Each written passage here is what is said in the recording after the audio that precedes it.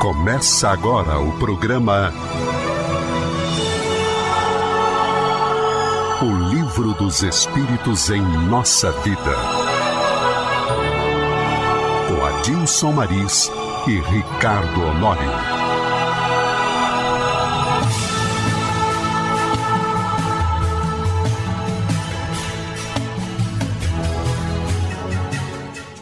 Olá, meus amigos, vocês que nos ouvem. Quero iniciar o nosso programa desejando a todos muita paz, na certeza de que o bom Deus estará sempre conosco.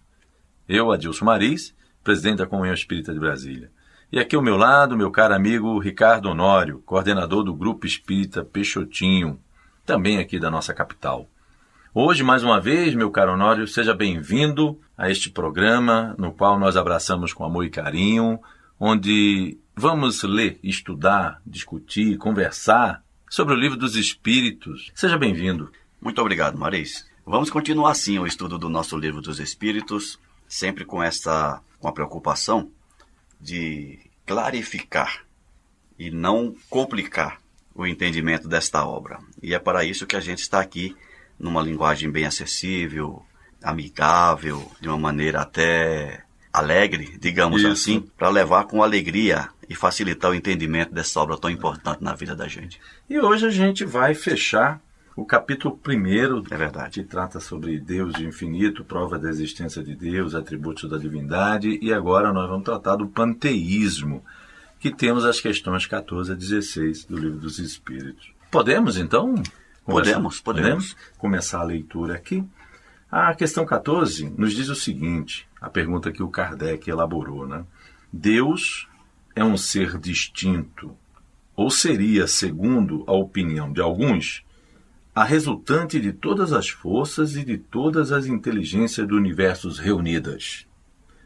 Vejamos que essa pergunta que ele nos faz, né, mais uma vez ele se reportando, que ele vem fazendo aquele trabalho sobre a compreensão nossa, construindo dentro da nossa capacidade de entendimento do divino, né, do ser, e ele traz exatamente assim, será que Deus é um ser distinto ou ele seria, segundo pensamentos da época, que hoje também existem, né, a resultante de tudo, de todas as forças, né, e no caso de todas as inteligências do universo reunido?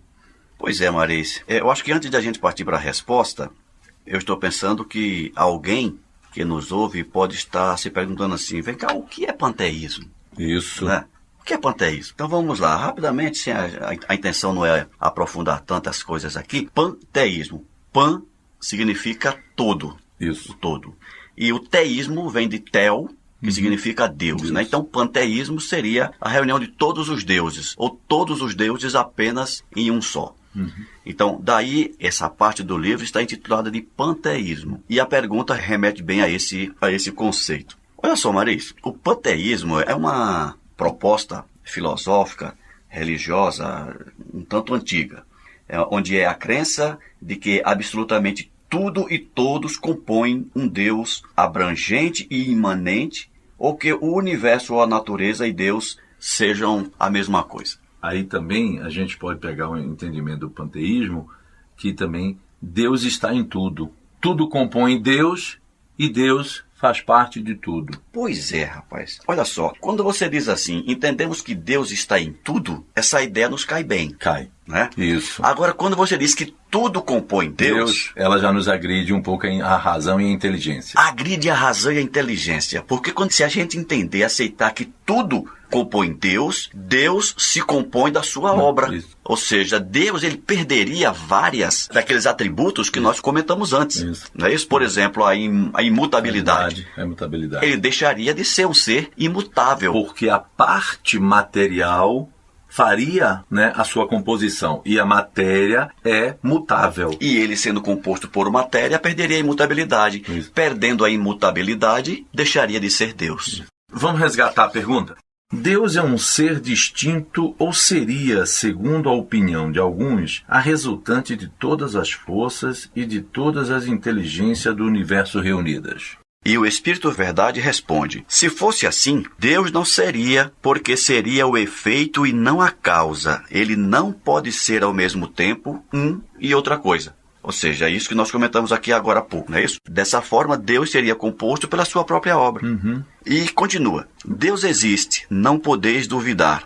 É o essencial. Crede-me, não vades além. No programa passado, se não me engano, Maris, nós até comentamos um pouco sobre essa frase aqui do Espírito Verdade. E eu quero retomá-la. Nós, seres humanos, principalmente quando a gente começa a desabrochar para o entendimento das coisas, a gente quer ter acesso a tudo e muitas vezes não estamos preparados para entender aquilo que a gente quer entender. Deus é uma dessas. Deus é um exemplo. E o Espírito Verdade dá essa dica aqui para Kardec quando ele diz: não vos percais num labirinto de onde não podereis sair. Isso é interessante, né? Isso é interessante, para que a gente não perca tempo, digamos assim, não sei se estou sendo feliz na minha expressão, mas a intenção é essa, que a gente não perca tempo buscando entender algo que a gente não tem condições de entender ainda. Nos falta o quê? Sensibilidade, nos falta sentidos.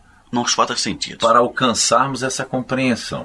E já que você falou sentido, e até para que as pessoas saibam de que sentido nós estamos falando, nós apreendemos a nossa realidade a partir dos nossos 5 sentidos físicos, não é isso? A visão, audição, tato, paladar e olfato. São as portas pelas quais passam o entendimento de cada um de nós. E aí eu te perguntaria, por qual desses sentidos nós poderíamos apreender Deus? Do sexto, a nos aproximar do sexto, que é a intuição. Exatamente, que porque nesses 5 que a ciência nos descreve e a gente usa diariamente, a gente não tem como. Não tem. Visão, você consegue ver Deus? Eu não consigo ainda. Audição, do ponto de vista fisiológico também não. Tato, paladar e olfato, não é isso? Então, o que nos sobra é esse sexto sentido, como você sugeriu agora, que seria a intuição, para que por intermédio dela a gente possa captar e imaginar como vem a ser Deus. Mas a imagem, por exemplo, nós não temos. E mesmo assim, quando ele nos chega e nos diz para nós não perdermos tempo nesse labirinto, é que até na utilização da intuição, nós devemos ser comedidos. Sim. Porque senão a gente, vamos dizer assim, se aprofunda demais e não chega em canto nenhum. E fica marcando o passo. E começamos a criar teorias, como foi criada o panteísmo, para responder, vamos dizer assim, inquietações que estão presentes dentro de cada um de nós. Exatamente. Porque, de uma certa forma, a gente também não pode, vamos dizer assim, condenar as pessoas que ficam em seus questionamentos tentando entender o universo e tentando entender a criação. Porque faz parte do ser humano. O seu processo de evolução, ele parte pela própria inquirição do meio no qual ele está inserido. O que o Espírito de Verdade e o que Kardec nos chama a atenção é para nós não ficarmos muito tempo mergulhado em algo que ainda nos falta o sentido da compreensão. Uma vez esse intercâmbio com a espiritualidade superior, onde muitas coisas estão nos sendo reveladas, que naquela época não era. Então o homem teria por obrigação mesmo, pela sua inquietação, de compreender tudo o que está à sua volta. Quando a espiritualidade nos traz determinadas informações, nos facilitando a compreensão do divino, aí sim nós temos, vamos dizer assim, mais condições de trabalhar melhor o sexto sentido. Exatamente. Mesmo porque, quando a gente considera o sexto sentido, a intuição, a gente tem que considerar a fonte dessa intuição. Né? E nós vamos ver mais para frente que a fonte da intuição ela vai estar de acordo com o nosso padrão vibratório. Mas eu quero retomar uma frase que você falou na sua fala. De que serviria a gente adentrar tanto num entendimento desse? E eu volto para a resposta da questão 14, continuando, quando o Espírito Verdade diz assim: isso não vos tornaria melhores, mas talvez um pouco mais orgulhosos, porque acreditaríeis saber o que na realidade nada saberíeis. É aquilo que nós falamos nos primeiros programas, Adilson. Este estudo, como todo e qualquer estudo que façamos, precisa ter um foco, um objetivo. Isso. Para que me serve isso? Temos que ser utilitaristas. E agora eu retomo. Para que deve nos servir? Qual o nosso objetivo ao estudar o Livro dos Espíritos, por exemplo? E a resposta nós já demos anteriormente. Buscar entendimento para que possamos ser pessoas melhores. Aí nós nos aproximamos de Deus e do próximo. Exatamente. E aí entra Kardec com a fé raciocinada. Eu passo a ampliar a minha fé em Deus, não porque alguém mandou que eu deveria ter fé, ou por dogmas que possam sugerir uma divindade. Não. A minha fé ela está baseada nos fatos, nas relações que me mantêm em perfeito contato com essa divindade. Entendendo Deus dessa maneira, eu passo a ter uma fé raciocinada, raciocinando os fatos que me aproximam dessa divindade. Interessante que essa última observação que você nos traz do livro Verdade, aí, a gente resgata Miramês, e Miramês tem a seguinte frase: quanto mais conhecemos o Senhor, mais notamos as nossas deficiências em conhecê-lo. Aí, exatamente, quando a gente percebe isso, nós vamos trabalhar o nosso orgulho, a nossa vaidade. Porque em toda essa construção que a gente percebe, o homem está sempre querendo puxar, aí eu já até brinquei uma vez, né? Puxar o banquinho e sentar do lado do Criador. Mas não é aquela imagem de estar sentado à direita do Pai? Né? Eu fico imaginando a fila de gente do lado direito. Todo mundo sentado no lado direito do Pai. Com um banquinho na mão. Com um banquinho na mão. E a fila já é grande, né? É. Cada um com seu banquinho, Cada um para com ninguém seu sentar banquinho. nele. Né? O último da fila nem consegue ver Deus, né? Tão grande é a fila, né? É brincadeira apenas. Para que a gente possa, então, fazer um fecho, né? O Miramês, dentro de tudo isso, que ele lembra assim, ó, Deus é uno. Porque dentro dessa pergunta que o Kardec elaborou, né? Deus é um ser distinto, ou seria, segundo a opinião de alguns, a resultante de todas as forças. Lembrando mais uma vez que durante todo o crescimento e evolução do homem, nós, nesse processo de aprendizado, nós sempre criamos vários deuses. Uhum. Então, Deus está, o Deus da lua, Deus do sol, Deus do amor, Deus da guerra, e por aí vai. E quando a gente chega num determinado estágio, a gente percebe o Deus uno. E ao concebermos o Deus na sua unidade, nós começamos então a compreender a natureza, entendê-la, e aí a gente começa a desconstruir Deus, querer tirar essa unidade dele e colocá-lo nesse novo ponto de vista, mostrando, vamos dizer assim, o próprio processo de aprendizado do Espírito. O Miramês, ele lembra sempre o seguinte, olha, Deus é único, esse é o foco. Nós não podemos, mais uma vez, pegar o efeito pela causa. Exatamente. Nós não podemos dizer que Deus é a natureza. Nós não podemos dizer que Deus, vamos dizer, é constituído por ela. Porque aí, resgatando para que a gente faça o fecho, ele seria um ser material, perderia uma das condições... Várias, né? Daquela que a gente entendeu né? Dos seus atributos, que seria a imutabilidade, e logo ele deixaria de ser Deus. Exatamente, Marisa. Avançando nesse conhecimento, Kardec ele vem e elabora mais uma questão que ele nos diz o seguinte: que pensar da opinião segundo a qual todos os corpos da natureza, todos os seres, todos os globos do universo seriam partes da divindade e constituiriam, pelo seu conjunto, a própria divindade, ou seja, que pensar da doutrina panteísta. Na própria pergunta ele define panteísmo. Exatamente. Onde tudo compõe Deus e Deus compõe tudo. Tudo. E a resposta que o Espírito Verdade dá é bem curtinha. E eu vou ser mais objetivo porque nós já comentamos bastante a questão anterior. A resposta diz assim: o homem, não podendo se fazer Deus, quer ao menos ser uma parte dele. Isso é interessante, né? E agora há pouco você estava comentando isso, Marisa, e é um fato. O homem, talvez pela essência divina que temos em nós, buscamos essa divindade em nós. Uhum.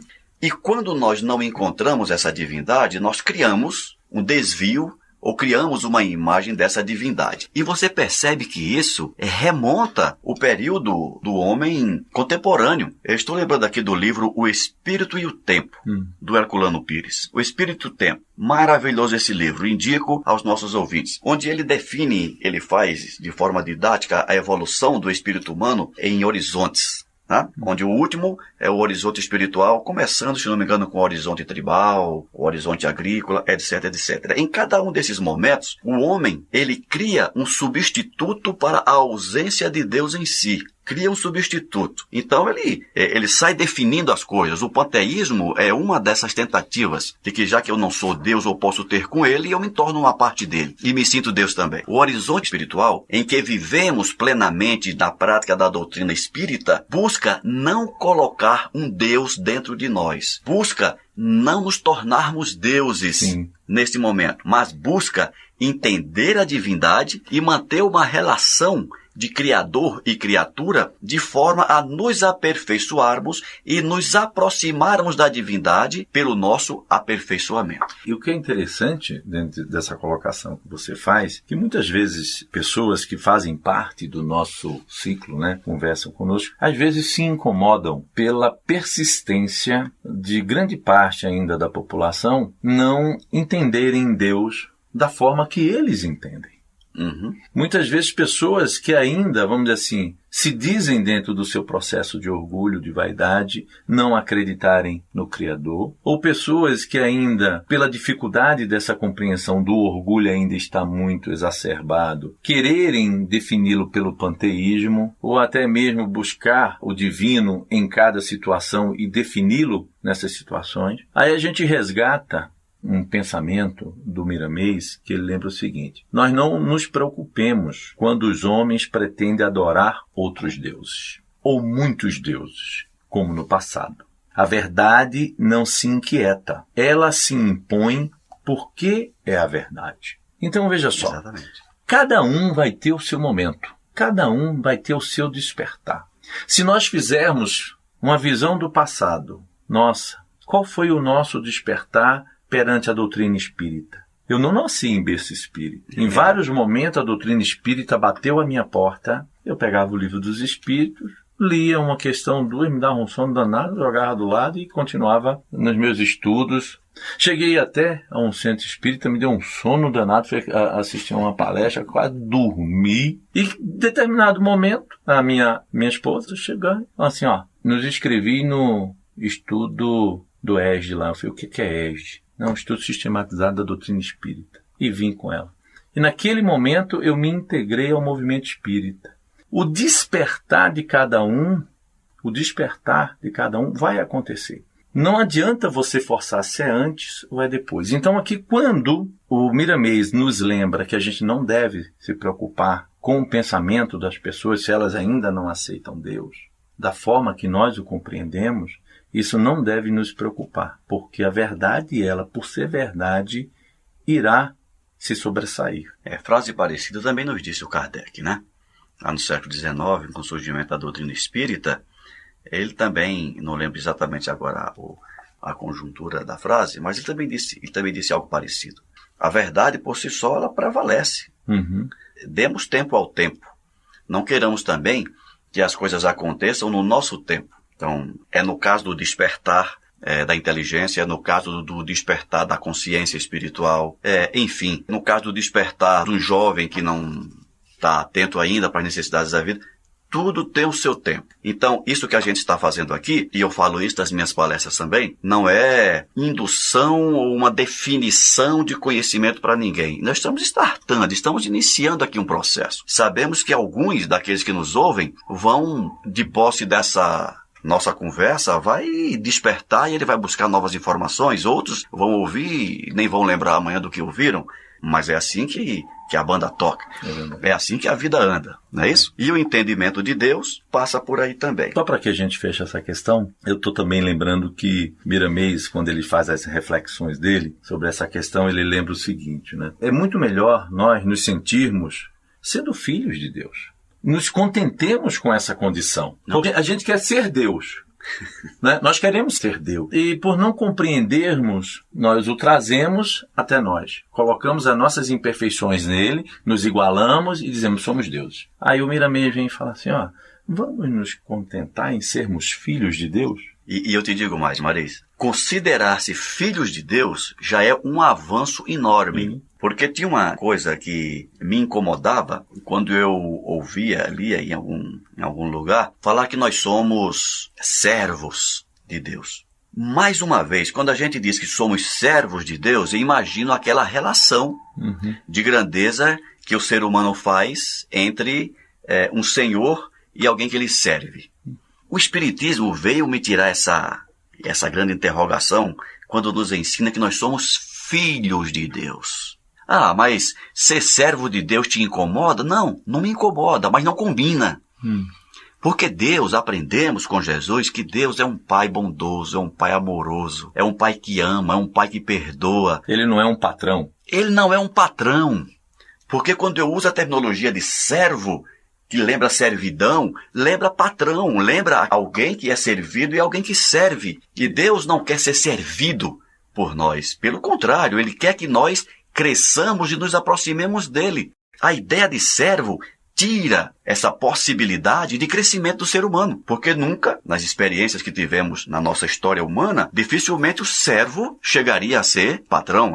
Mas interessante isso que você coloca, porque dentro da própria compreensão do processo evolutivo do homem, Ricardo, quando a gente coloca na questão da servidão, nós vamos dar uma pontada no nosso orgulho, porque nós não queremos ser servos. Nós queremos ser o patrão, né? Eu quero ser o patrão, nós queremos ser os patrões. Então, até dentro dessa construção desse pensamento, se a gente parar para fazer uma avaliação, nós vamos mexer com o nosso orgulho. Eu sou servo de Deus? Deus me vê como... Não. Mais uma vez, eu pego meu banquinho e quero sentar à direita do Pai. Mas tem uma outra visão. Será que o homem, percebendo a impossibilidade de ser Deus, ele não usa de uma falsa modesta e se diz servo para que dessa forma ele possa se aproximar também? Com certeza. Mas tudo isso faz parte do aprendizado. Tudo né? faz parte do aprendizado. São as diversas visões que o ser humano tem, o espírito tem dentro do seu crescimento. Aí quando Jesus ele surge e diz que Deus é Pai, nos coloca na condição todos de filhos e nos iguala, porque todos somos irmãos. Esse é o meu raciocínio. Eu, como cristão, e aproveito para dizer que ser cristão é aquele que segue o Cristo, né? Às vezes a pessoa não faz essa relação. Eu sou cristão. Eu não sou cristão porque tenho uma religião cristã. Cristão é aquele que segue o Cristo. E pelo menos nesse sentido eu estou me esforçando para seguir ao Cristo, né? Quando ele nos ensina que Deus é Pai. Jesus, ele destruiu essa ideia de servidão. Deus é Pai. Consequentemente, eu sou filho. E eu quero me aproximar do meu Pai. E aí Jesus, apenas abordando, já antecipando, como é que eu faço para me aproximar do meu Pai? Jesus dá a dica nos evangelhos, né? Os caracteres do homem de bem. Se você quer agradar o seu Pai, faça o que Ele quer que você faça. Com certeza. E por aí a gente se aproxima dele. Igual a ele nunca seremos, porque o filho nunca vai suplantar ao pai. Nem se igualar. Nem se igualar, né? Pode crescer intelectualmente, profissionalmente, mas o pai sempre vai ser o pai. Sempre vai ser o pai e o filho sempre vai ser o filho. Ok, então vamos para que a gente possa fechar nossa última questão. A questão número 16, ele nos diz o seguinte: os que professam esta doutrina pretendem encontrar nela a demonstração de alguns dos atributos de Deus. Sendo infinitos os mundos, Deus é, por isso mesmo, infinito. Não existindo o vazio ou o nada em parte alguma, Deus está por toda parte.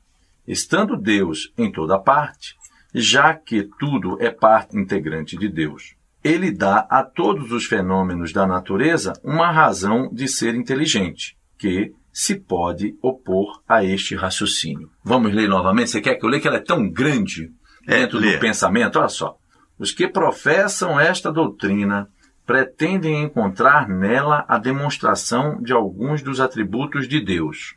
Então, os que professam o panteísmo vão buscar dentro dela alguns dos atributos de Deus. Aí por que ele vai dar essa explicação? Sendo infinitos os mundos, Deus é, por isso mesmo, infinito. Ele começa a fazer a correlação. Perfeito. Não existindo o vazio ou o nada em parte alguma, Deus está por toda parte. Correto. Né? Estando Deus em toda parte, já que tudo é parte integrante de Deus, Ele dá a todos os fenômenos da natureza uma razão de ser inteligente. Ok. Aí ele vem e faz a grande pergunta depois de discorrer sobre o raciocínio. Que se pode opor a este raciocínio? Na verdade, todo o corpo da pergunta, ele descreve as características do panteísmo. Do panteísmo. Né? A pergunta, na verdade, se resume a isso. O que se pode entender pelo raciocínio panteísta? Isso. E a resposta, apesar da pergunta ser grande, a resposta é bem curtinha. A pergunta é: que se pode opor a esse raciocínio? A razão. Porque a razão nos diz que isso não se sustenta, que essa ideia não se sustenta. Refleti maduramente e não vos será difícil reconhecer o absurdo. Exatamente tudo que a gente falou da mistura, né? De a gente colocar o efeito pela causa, que é exatamente o que está acontecendo dentro do raciocínio panteísta, quando a gente quer colocar Deus como um ser material. é o fecho de todo esse raciocínio. Muitas vezes as pessoas questionam que, às vezes, Kardec, quando faz os seus questionamentos, ele vem a ser repetitivo. E a gente até discutiu isso, se eu não estou equivocado, no segundo ou no nosso terceiro encontro, mas que, vamos dizer assim, essa repetição ela foi devidamente estudada. Intencional. Para que o raciocínio ele possa ser firmado. E confirmado. E confirmado. E nessa questão, Marês, depois da resposta, o Kardec faz alguns comentários. E tem um trechinho do comentário do Kardec que diz assim, a inteligência de Deus se revela em suas obras como a de um pintor no seu quadro. Mas as obras de Deus não são o próprio Deus. Ou seja, ele condena a ideia panteísta e esclarece. Como o quadro não é o pintor que o concebeu também. Então você não pode pegar um quadro e dizer que esse quadro é... A obra é o autor. O autor. Né? Você conhece o autor pela obra. Exatamente. Mas você dizer que a obra é o autor... Não pode. Então, essa ideia eu acho brilhante, esse entendimento do Kardec, e eu acho que põe um ponto final nessa nossa discussão com relação ao panteísmo, e deixando claro que Deus está em tudo, mas nem tudo forma Deus. Com certeza. Então, meu caro Ricardo Honório, quero agradecer mais uma vez a sua presença. Chegamos ao final de mais um encontro. Fechamos o capítulo 1, do livro 1, do Livro dos Espíritos. A todos, muito obrigado por nos escutarem, pela paciência, de estarem nos acompanhando. Lembrando que suas dúvidas poderão ser encaminhadas para o e-mail radio@comunhãoespírita.com, que na medida do possível nós responderemos nos programas seguintes. Felicidades a todos e muita paz. Eu também agradeço a todos a audiência, desejo e reitero aquilo que eu tenho falado tantas vezes. Vamos estudar, para que entendendo melhor a nossa divindade, o nosso Pai, possamos melhor atender às suas expectativas, buscando o nosso melhoramento, o nosso aperfeiçoamento e sendo melhores a cada dia. Muita paz para todos. Que assim seja. Você acabou de ouvir o programa Livro dos Espíritos em Nossa Vida, com Adilson Maris e Ricardo Honório.